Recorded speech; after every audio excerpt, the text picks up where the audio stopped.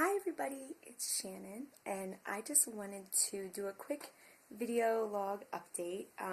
Say hi, baby. It's been a while since I made a video, and I just wanted to, just wanted to get back in the swing of things and make a quick video. Just a basic overall kind of conceptual attachment parenting video, and I just wanted to sort of talk a little bit about the word attachment in attachment parenting and what that means, because we're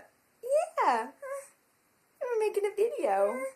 Zara is almost 9 months old now, so it's a whole different world. As you can see, we're still doing our wrapping and walking with the doggies, but she's getting pretty big, so I think we might have to upgrade to a more heavy-duty wrap, and it's the fall now, so yeah, it's starting to cool down a little bit, and so we might want to upgrade to a little bit sturdier wrap to continue our awesome baby-wearing relationship that I really treasure, and I think she likes it too. Yeah. So, I wanted to talk about attachment, and that word, because I think some of the controversy that stems from attachment parenting perceptions is our feelings about that word attachment, because I think in our culture today, and just even in American culture overall, the idea of attachment... Yeah. Here, I'll let you out of your wrap and you can go hang out in here. The idea of attachment, spawns a lot of thoughts about dependence, and American culture is all about that iconic idea of being, independent and strong and a pioneer, and which are all great things, but, at the end of the day, human beings are social beings, and we're in a society where we do depend on other people. And then there's also sort of a more new wave consciousness of this sort of neo-Zen idea of being attached to things and being precious about things is not a positive thing, that being too attached is not healthy for us, that we should be focused more on intellectual pursuits and not be so attached to some more small-minded things like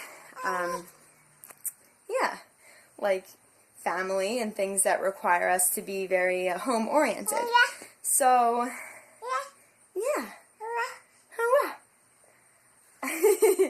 So I think some of those thoughts are what give people an idea that attachment parenting is something that's not for them. And so I just wanted to address that idea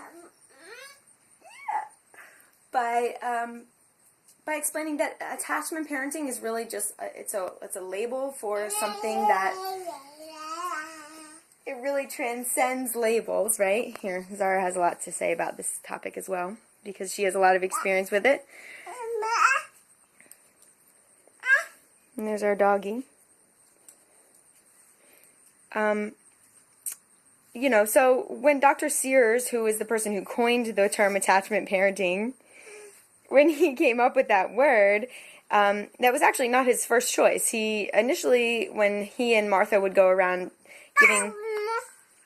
giving talks about this idea of attachment parenting, well, at the time, he was calling it immersion parenting. And he and Martha, they ultimately decided against that as the name when someone that they had just given a talk with approached them and said, "Oh, I think that's a great name for it, because I know a lot of new mothers feel like they're in over their heads, so immersion parenting is a perfect term."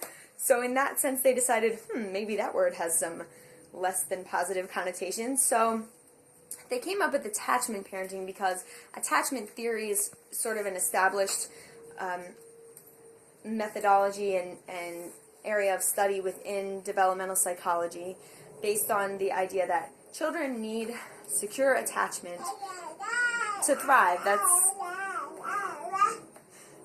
That's what our species is made to thrive on.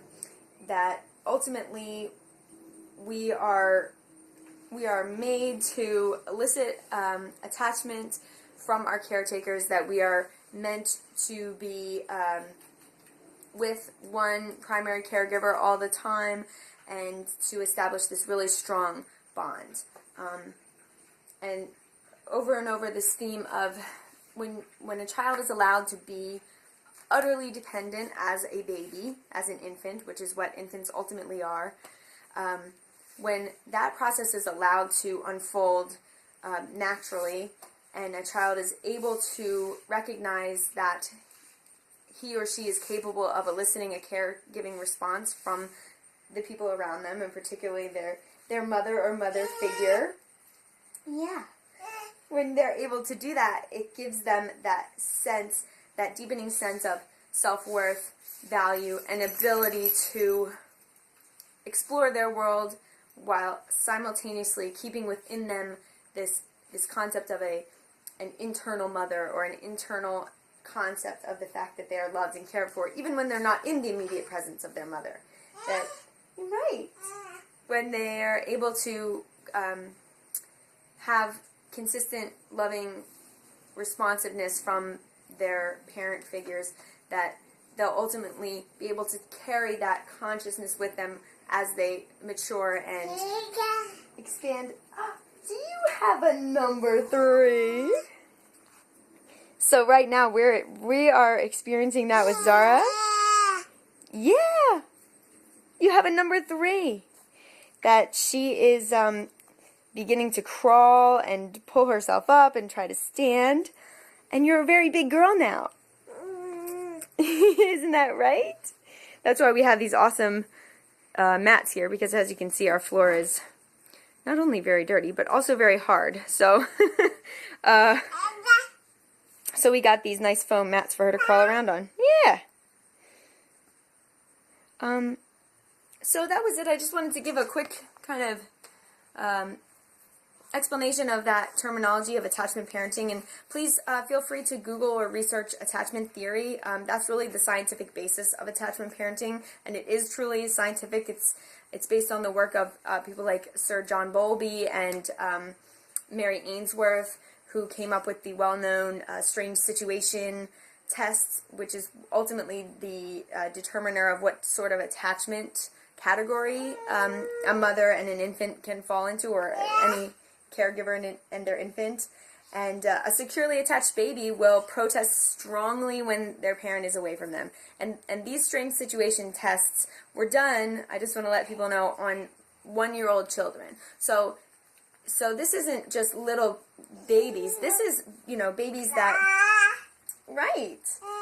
These are very highly aware babies. And, when people are frequently confronted with the concept of relatives and friends and well-meaning people who want to be involved with the baby, and who are interested in kind of taking the baby and spending time with the baby away from the mother or primary caregiver, and then the baby starts to cry, just take heart. Take heart and know that that's actually a really a good sign that your child is supremely aware of you, knows that you are the safety person in their life, and that it's a sign that they're securely attached to you, and it's totally okay. And, don't get discouraged if people say, oh, I guess you're experiencing some stranger anxiety. Oh, what's the matter? Are you being shy? And, well, yeah, and that's perfectly natural and normal, and it's healthy. So, anyway, thanks for watching, and we'll be coming back now that we're getting into the swing of things with fall. Yeah, tell everybody, what are we going to do? Yeah. We're going to have more simple living tips, more attachment parenting stuff. Our next support group meeting is in Collingswood on October 27th. That's a Monday at 10:30. So if anybody is local to the area, please come out and join us. We are going to have a wonderful speaker. Oh, well, that's right. You'll be there speaking.